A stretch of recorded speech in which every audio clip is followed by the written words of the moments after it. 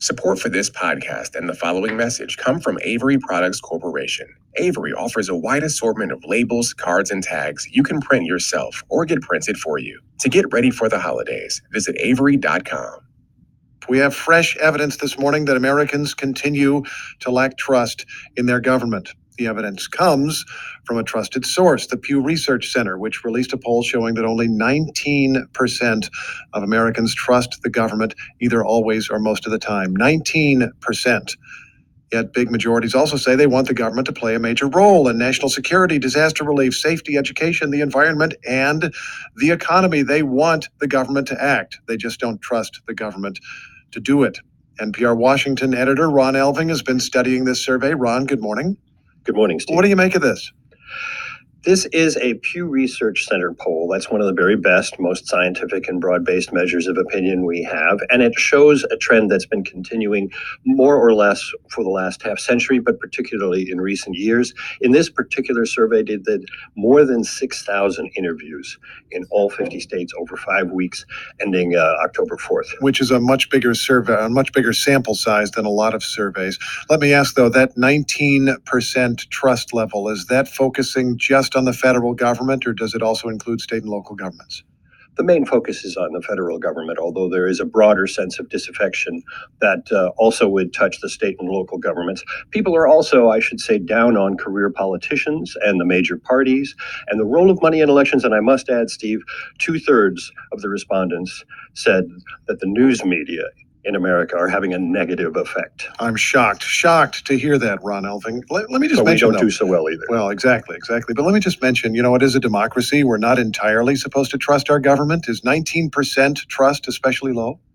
It's low compared to the high back in the early 60s, and I stress the early 60s, 1964, we hit a high of 77% in a comparable poll. 77% said they did have trust in government to always or most of the time do the right thing.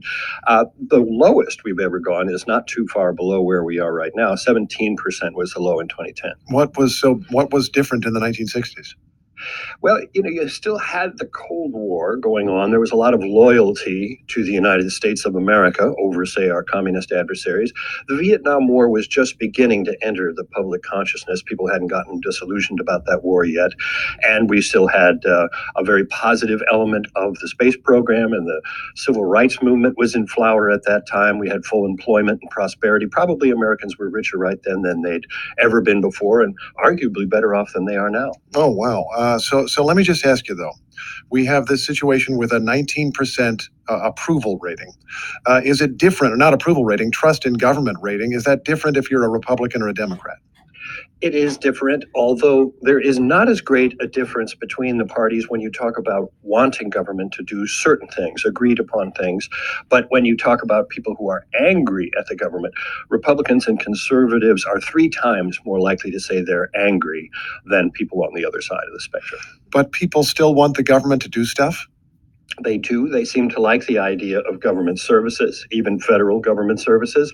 They do not like the level of service that they feel they get. They do want the federal government to manage immigration, not the states. They want the government to do something to strengthen the economy, protect the environment, even improve education. Okay, so how can they demand that much of the government, but they don't trust the government to deliver? There may be something in this word trust, Steve. It's built into the question going back 6 decades.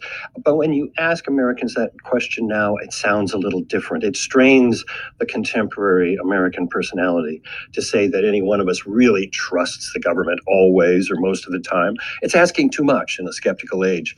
And we're just seeing too many stories about, say, the Veterans Administration hospitals or the Secret Service or pick your agency. Yeah. And also, there's a lot of feeling that the government is just overwhelmed at times, maybe wrong-headed in its policy. Ron, thanks very much. Thank you, Steve. I trust